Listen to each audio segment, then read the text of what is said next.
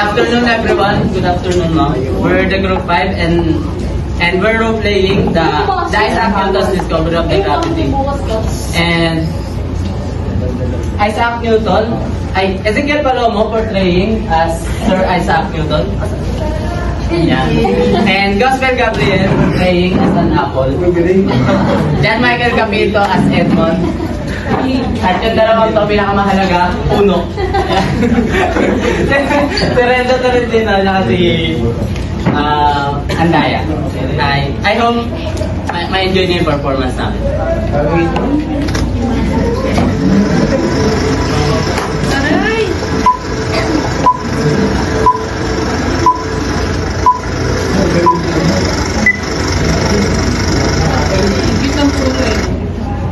A serene orchard in rural England, the gentle rustling of leaves fill the air as sunlight dances through the branches. Sir Isaac Newton sits under a large apple tree with a notebook in hand.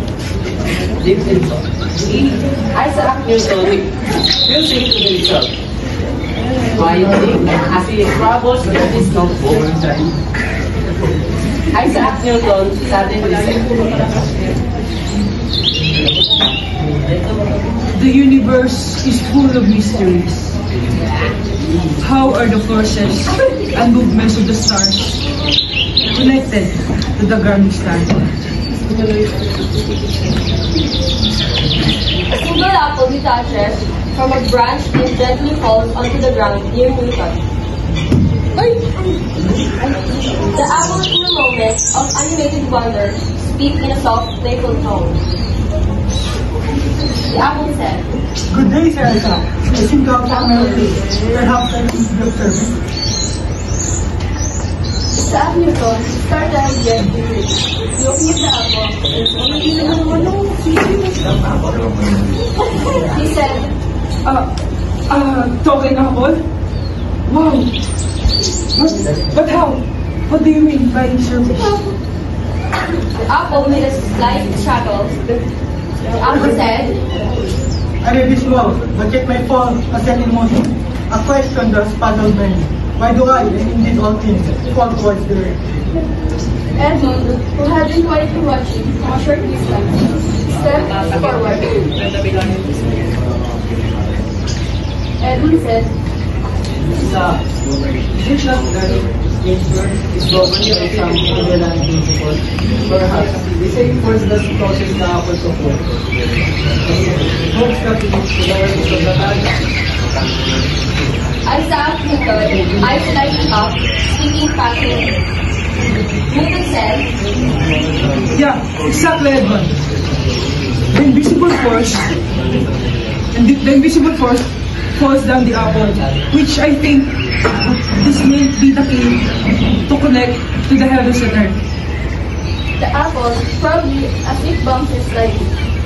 The apple said, Indeed, you finally got it. But really, what happened? Was not really a happy time. But a signal, an invitation to explore the universal law of gravitation. Isaac Newton scribbled furiously in his notebook.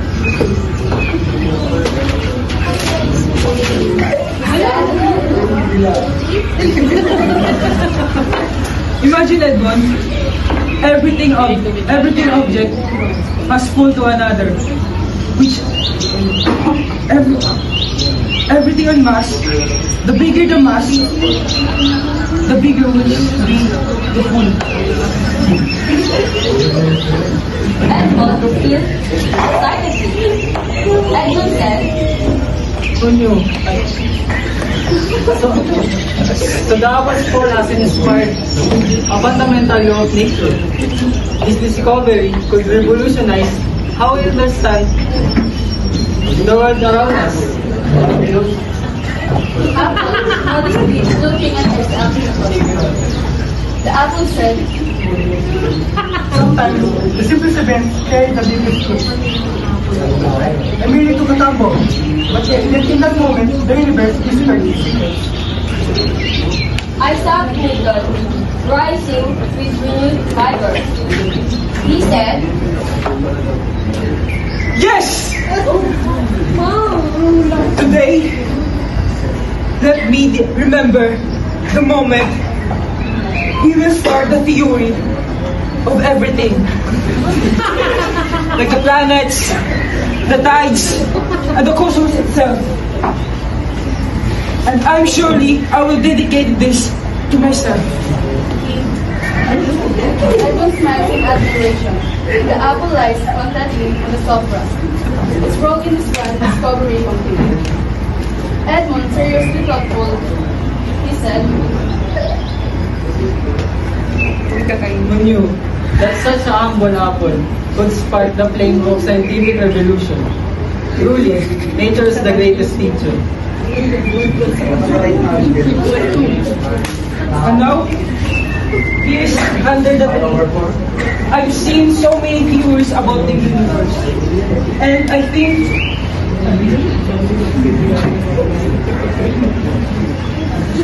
this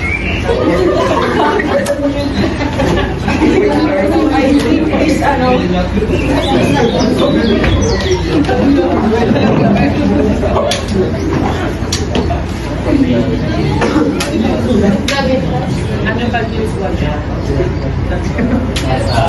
Woo!